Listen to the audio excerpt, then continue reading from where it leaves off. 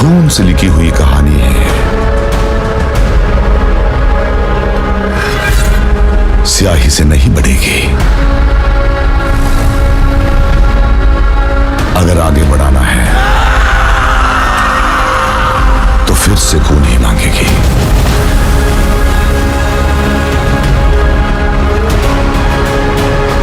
तलवार चलाकर खून बहाकर जंग लड़ना तबाही नहीं, तरक्की होती है। उसमें लाशें भी बेकार नहीं जाती। चाहिए तो गिद्धों से पूछ ले।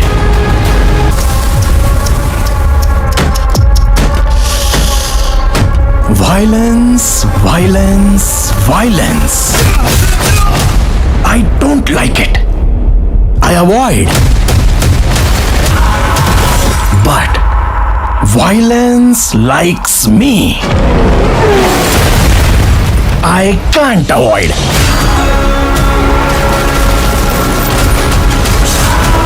मैं तुम्हारा सब कुछ छीन लूंगी। मेरे दोस्ती लायक कोई यार नहीं। मेरे दुश्मनी झेल सके ऐसी तलवार नहीं। बिजनेस करेंगे। ऑफर क्लोजेस सून।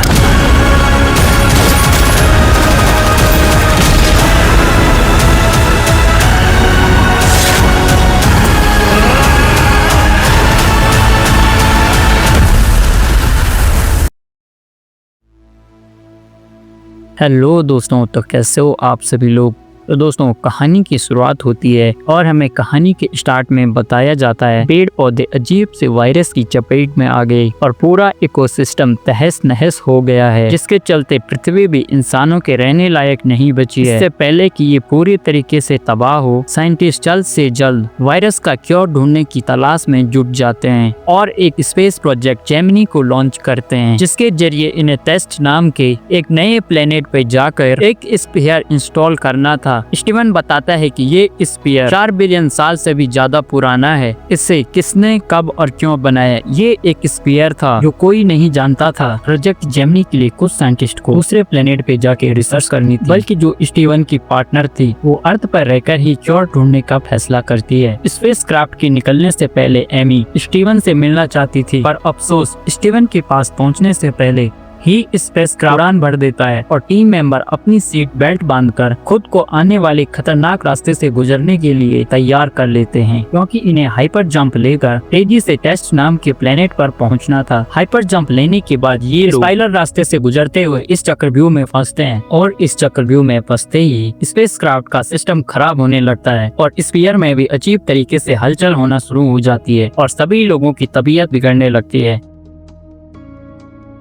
पर इस लूप होल से बाहर निकलते ही सब कुछ ठीक हो जाता है। इनके सामने एक नया प्लेनेट होता है जो कि टेस्ट नहीं था। यहाँ से वापस जाने के लिए ना तो इनके पास इस जगह की लोकेशन थी और ना ही कोई डेटा। ऐसे में अब इनके पास कोई रास्ता नहीं बचा था और ये इस अनजान ग्रह पर आकर फंस गए थे। स्टीवन इस पूरी प्रॉब्लम का ब्लेम इस स्पेस क्राफ्ट के पायलट पर डालता है और कहता है कि तुमने टेस्ट के ऑर्बिनेट डालने में कुछ गड़बड़ी की है। इस पर पीटर कहता है कि तुमने मुझे जो इंस्ट्रक्शन दिए थे मैंने केवल वही फॉलो किए, लेकिन स्टीवन को पीटर पर भरोसा नहीं होता और पूरा मिशन फेल हो जाता है। स्टीवन की बातें सुनकर पीटर यहाँ से गुस्से में चले जाता है और थोड़ी देर बाद पीटर की डेड बॉडी इनके सामने आती है, जिसकी हालत बहुत खराब थी। ये देखकर सबको लगता है कि मिशन फेल होने की वजह से पीटर ने अपनी जान दे दी है। इसके बाद स्टीफन टीम मेंबर से टेस्ट प्लेनेट के बारे में इंफॉर्मेशन निकालने का ऑर्डर देता है और डेविड चेक करने के बाद इसे बताता है कि ये प्लेनेट वोल्केनो रॉक से बना है और यहाँ का एटमॉस्फेयर टेस्ट के मुकाबले काफी अच्छा है। यह सब जानने के बाद स्टीवन इस स्फीयर को यहीं पर इंस्टॉल करने का डिसाइड करता है, लेकिन बाकी टीम मेंबर इस जल्दबाजी के फैसले से नाखुश होते हैं, क्योंकि इन्हें प्लेनेट के बारे में ज्यादा जानकारी नहीं थी। और फिर से स्पेस क्राफ्ट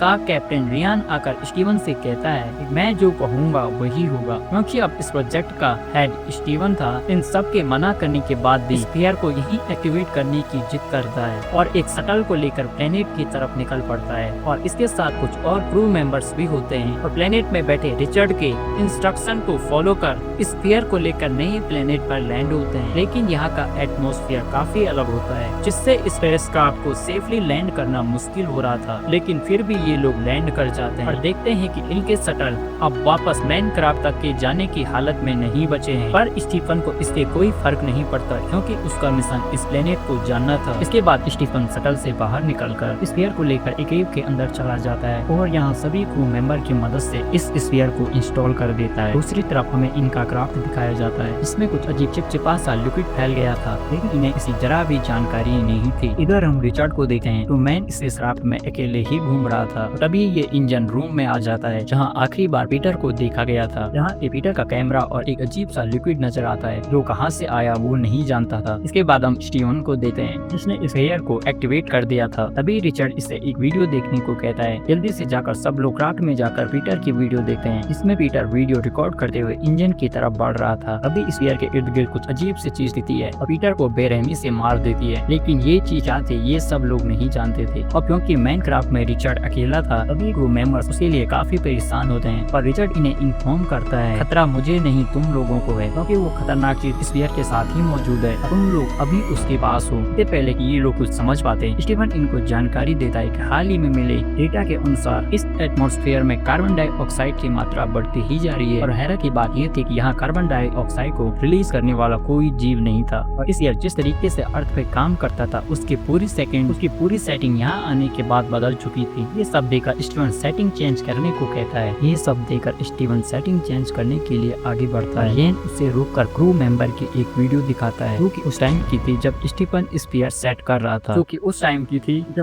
स्फीयर को ठीक कर रहा था। और इस वीडियो में स्फीयर से कुछ अजीब से पार्टिकल निकलते हैं और एक ह्यूमन फिगर बनाते हैं। इसे देखकर सब दंग रह जाते हैं। यान कहता है कि इस ह्यूमन फिगर के बारे में स्टीवन ने हमें नहीं बताया। और ये मूवी यहीं पे खत्म हो जाती है। दोस्तों आज का वीडियो आपको कैसा लगा मुझे कमेंट्स में जरूर बताना। अगर आपको वीडियो पसंद आया तो वीडियो को लाइक और चैनल को जरूर से सब्सक्राइब कर देना। मैं मिलता हूँ आप एक नई वीडियो में, तब तक के लिए गुड बाय।